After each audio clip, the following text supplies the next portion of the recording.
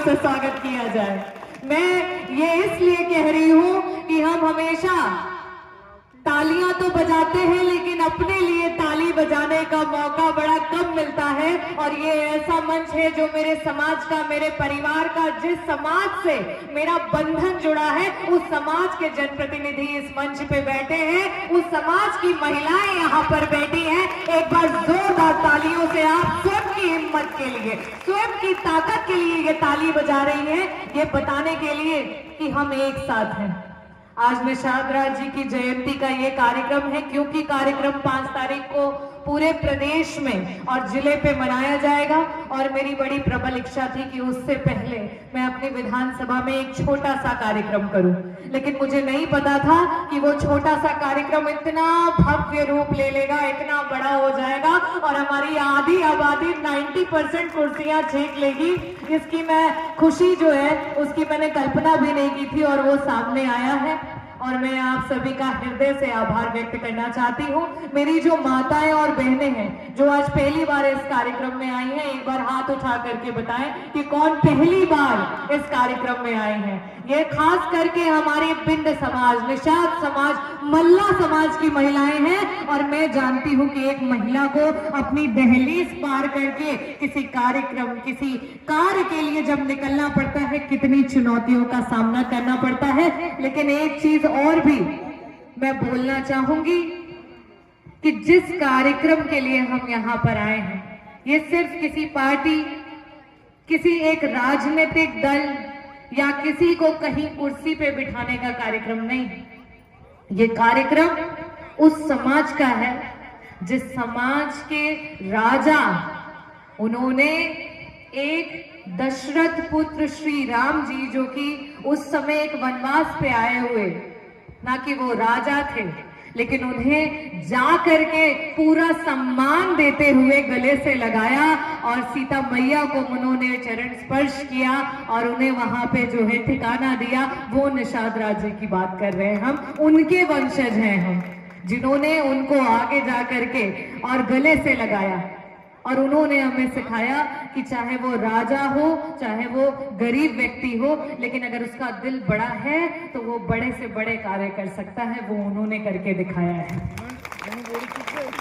आप सभी ने निषाद राज जी के बारे में बहुत सारी बातें इस मंचों से सुनी है, लेकिन मैं आपसे पूछना चाहती हूँ कि कहाँ हम राजा थे और धीरे धीरे धीरे आज हम समाज में कहाँ पहुंच गए।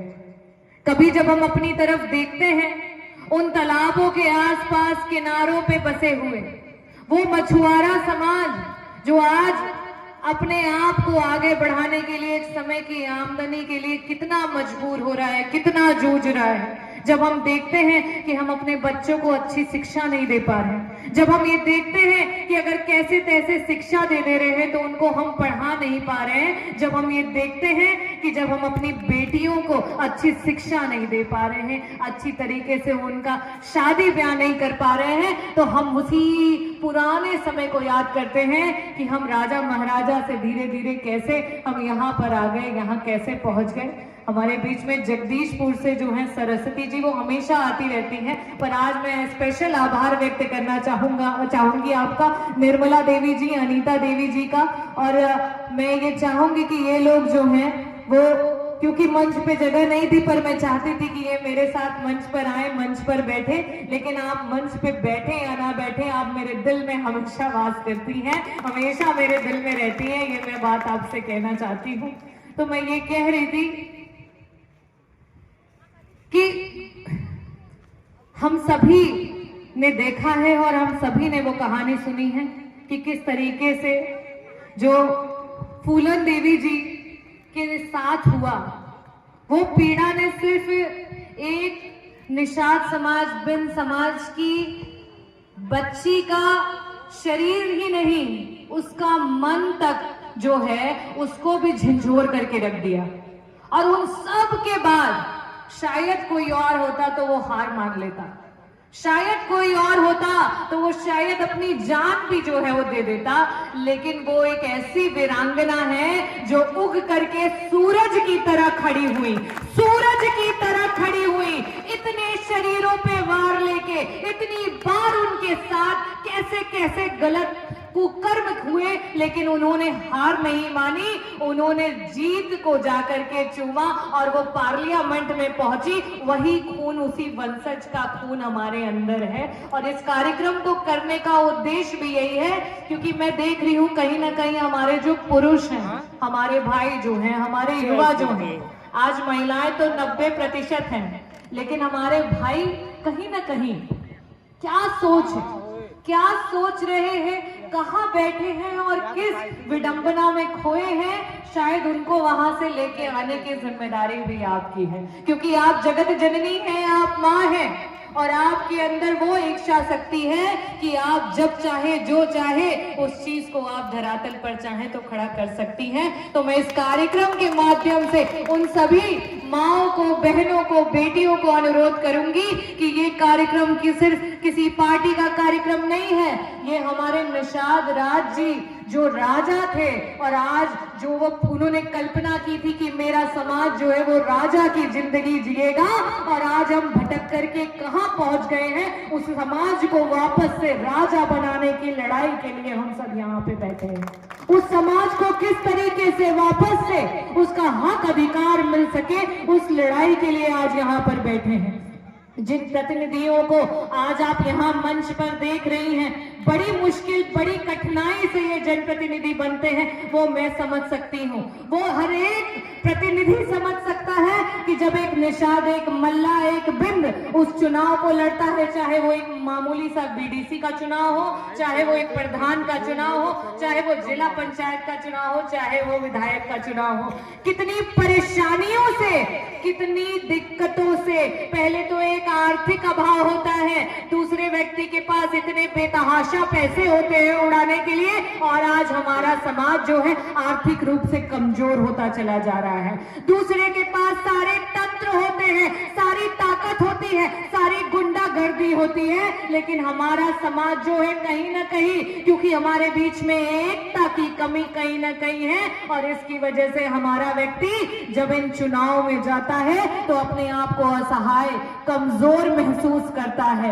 इस कार्यक्रम के माध्यम से मैं आपको ये बताना चाहती हूँ कि असली हुंकार महिलाओं को भरनी पड़ेगी। जिस तरीके से फूलन देवी जी ने हुंकार लिया था मछली शहर की धरती से, हमारी बिंद, मल्ला, निषाद महिलाएं हुंकार भरेंगी, और आपके साथ साथ आपके परिवार के बेटे, आपके परिवार के पुरुष तब आपके साथ कदम से कदम मिला करके चलेंगे। जिस तरीके से इस मंचों से चर्चा हुई कि हमारा समाज कहीं ना कहीं शराब की चपेट में आ गया है, हमारा समाज कहीं ना कहीं, हमारे समाज के जो बच्चे हैं कम उम्र में उनको नौकरियां ना मिलने की वजह से दूर दूर जाकर के काम करना पड़ता है, किसी को 5,000, किसी को 10,000, इस तरीके की पैसे जो है बड़ी मुश्किल से मिलते हैं। लेकिन इसका बदलाव कैसे होगा? इसका बदलाव तब होगा जब आप एकजुट होंगे। सबसे पहली लड़ाई शिक्षा की लड़ाई, पहली लड़ाई शिक्षा की लड़ाई है। निषाद राज जी के बाद आपने एक और राजा की कहानी सुनी होगी, मैं नाम लूंगी तो हाथ उठा के बताइएगा कि उनका नाम सुना है कि नहीं सुना है। हमारे ही निषाद समाज के राजा रहे एकलव्य। किन्ने किन्ने एकलव्य का नाम सुना है? अगर नहीं सुना है तो आज मैं पूरी कहानी आपको बताऊंगी। निषादों के राजा के बेटे थे एकलव्य। आप सभी ने सुना होगा कहानी कि महाभारत की लड़ाई हुई थी, सुना है कि नहीं सुना है? एक तरफ कौरव थे और दूसरी तरफ पांडव पुत्र थे। वहां पे सबसे धनुधारी कहते हैं कि अर्जुन थे, और अर्जुन को सिखाने वाले थे द्रोणाचार्य। उनके गुरु थे द्रोणाचार्य, बहुत बड़े गुरु थे। और एकलव्य जो हमारे समाज के राजा के बेटे थे, वो भी चाहते थे कि उनको द्रोणाचार्य सिखाएं, उनको द्रोणाचार्य शिक्षा दें, क्योंकि हमारा समाज पिछड़ा समाज था, तो द्रोणाचार्य से शायद उन्हें शिक्षा नहीं मिली। और जब उन्हें शिक्षा नहीं मिली तो उन्होंने द्रोणाचार्य की मूर्ति बनाई। द्रोणाचार्य की मूर्ति बना करके उनको अपना गुरु मान करके उन्होंने जो है अभ्यास किया, और उनसे अच्छा बाण कोई नहीं चला पाता था। वो इतने अच्छे धनुधारी थे कि उनके सामने अच्छे से अच्छे जो थे वो फेल हो जाते थे। लेकिन आपको पता है उनके साथ क्या हुआ? जब उनको द्रोणाचार्य से मिलने का अवसर मिला और द्रोणाचार्य को पता चला कि मेरे शिष्य अर्जुन से ज्यादा तेज एक निषाद पुत्र एकलव्य है, तो आपको पता है उन्होंने क्या कहा?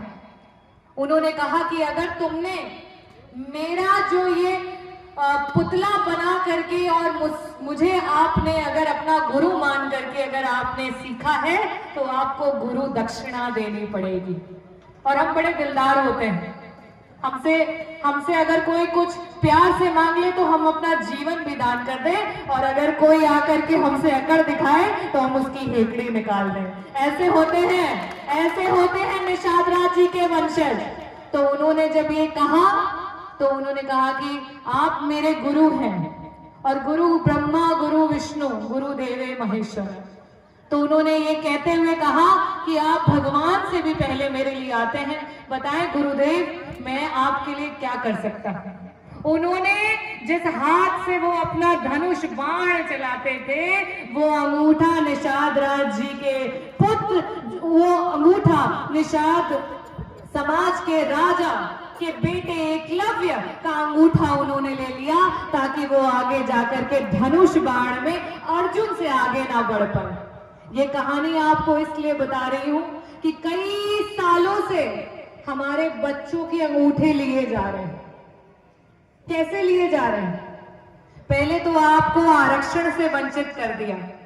आरक्षण की कहानी में मैं खुद भी आती हूं, क्योंकि मेरी जो शादी हुई है वो इस समाज में हुई है, और जिस जगह हुई है वहां आप जो है अनुसूचित जाति में आते हैं, और जिसकी वजह से आपको सारी जो आपका हक अधिकार है वो मिल पाता है। लेकिन वही ये उत्तर प्रदेश है जहां पे हम अभी भी लड़ाई लड़ रहे हैं कि हमारे समाज के बच्चों को नौकरियां मिल सके, हमारे बच्चे भी पुलिस अधिकारी बन सके, हमारे बच्चे भी डीएम कलेक्टर बन सके, हमारे बच्चे भी डॉक्टर बन सके, हमारे बच्चे भी इंजीनियर बन सके, हमारे बच्चे भी एसडीएम बन सके, हमारे बच्चे भी लेखपाल कानूनगो बन सके, हमारे बच्चे भी आगे जाकर के टीचर बन सके, प्रोफेसर बन सके। बहुत सारी चीजें हैं जो हमारे बच्चे कर सके। लेकिन आज क्या हो रहा है? अभी मैं दिशा की बैठक से आई, इसीलिए मैं लेट हो गई। वहां पे कुछ करोड़ों का बजट आया है पूरे के पूरे जिले का। जब पूछा गया कि उसमें कितनी गांव है, तो उन्होंने कहा मात्र 60 गांव हैं पूरे जनपद की 9 विधानसभाओं से जो चुने गए। तो उसमें पूछा गया कि आपने ये जो विधानसभाओं से 60 गांव लिए हैं उसके क्या मानक थे, क्यों चुना उसे? तो उन्होंने कहा क्योंकि यहाँ पे दलित समाज का जो है परसेंटेज ज्यादा है, इस वजह से चुना गया। लेकिन अगर यही हमारा जो बिन समाज, निषाद समाज, मल्ला समाज है, अगर इसको भी दलित समाज की जो है अगर उसका आरक्षण मिल जाए,